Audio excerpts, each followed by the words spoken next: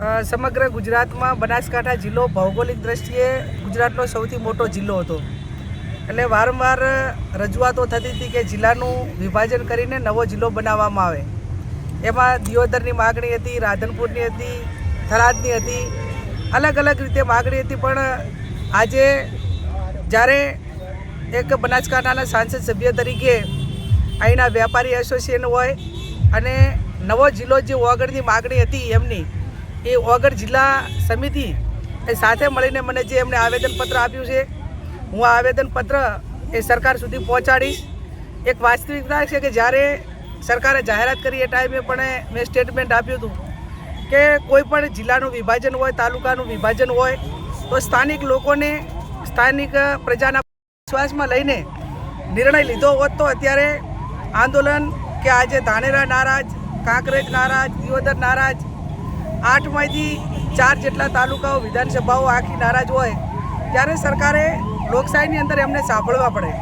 અને જે અહીંના લોકો એમની પાસે કદાચ રજૂઆત કરવા ગયા હોય તો પણ પૂરતા સાંભળ્યા નથી.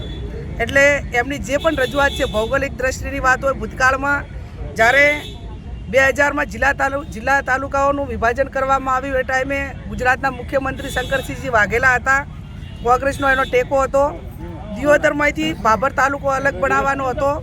એ ટાઈમે હું તાલુકા પંચાયતની પ્રમુખ હતી અને તાલુકા પંચાયતના પ્રમુખમાંથી મારે ભાભર તાલુકો અલગ બનતા એ પદેથી મારે રાજીનામું આપવું પડ્યું હતું, અથવા તો ગેરલાયક સભ્યોની વેચાણના કારણે હું પ્રમુખમાં નથી રહી શકી. છતાં પણ ભાભર તાલુકો બનતો હતો એ ટાઈમે મેં તાલુકા પંચાયતના પ્રમુખમાંથી રાજીનામું 2000માં આપ્યું હતું. એટલે એક પ્રજાના પ્રતિનિધિએ પ્રજા માટે કરીને લડવું જોઈએ. એક લોકશાહીનો આપણને જે સત્તા સ્થાને બેહાડ્યા હોય પ્રજાએ બેહાડ્યા. એમ પ્રજાના ચૂંટાયેલા જે નાનાથી પંચાયતથી કરીને પાર્લામેન્ટ લોકો જે રજૂઆત કરે એ સરકારમાં નિર્ણય લેતી વખતે લોકોને સાંભળવા જોઈએ. આ સાંભળ્યા નથી. આજે માજી ધારાસભ્ય સાહેબ છે, જિલ્લાના પ્રતિનિધિઓ છે, એમને મને આવેદનપત્ર લેવા માટે બોલાવી છે. આ જે આવેદનપત્રની અંદર એમની જે માગણી છે એ માગણી હું મારા લેટર પેડમાં લખી અને સરકાર સુધી પહોંચાડી અને એમની જે વાત છે, એમની જે રજૂઆત છે એ સાંભળી અને પુનઃવિચારણા કરીને એમને કઈ રીતે સંતોષ મળે એવા પ્રયત્નો સરકાર કરે એ બાબતનો લેટર હું લખી અને સરકાર સુધી આ બાબતની જાણ કરીશ. બેન, તમે આ વિસ્તાર સાથે ઘણા સમયથી સંકળાયેલા રહ્યા છો, હાલમાં જિલ્લાનું પ્રતિનિધિત્વ કરી રહ્યા છો. છેલ્લા કેટલાય સમયથી ઓગળ જિલ્લાની માંગણીને લઈને અનેકવાર રજૂઆતો કરી છે આ વિસ્તારના આગેવાનો. આપ એક સાંસદ છો, આપના મંતવ્ય મુજબ શું લાગે છે, ઓગળ જિલ્લો બનવો જોઈએ કે નહીં? હું એવું માનું છું, મેં કીધું એ પ્રમાણે અગાઉ કે ભૌગોલિક દ્રષ્ટિએ ને તાલુકાઓની દ્રષ્ટિએ બનાસકાંઠા ગુજરાતનો સૌથી મોટો જિલ્લો હતો.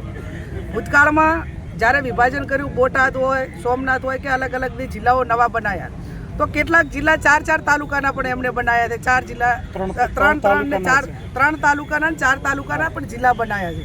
તો એમને થરાદે બનાવવો હતો, દિયોદરે બનાવવો હતો તો સરકાર એ પ્રમાણે બનાવી શકતી હતી.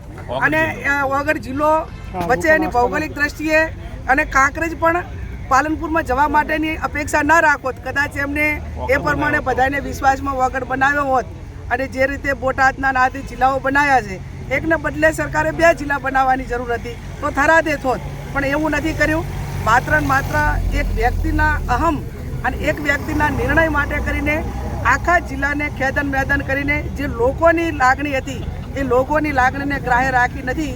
એટલે આ બાબતમાં કદાચ થરાદે ભલે જિલ્લો બન્યો હોય પણ ઓગળને અલગ જિલ્લો બનાવીને કાંકરેજ, ધાનેરા, દિયોદરને આને પણ ન્યાય મળે એ જે રજૂઆત છે એ રજૂઆત એ હું સરકાર સુધી પહોંચાડું.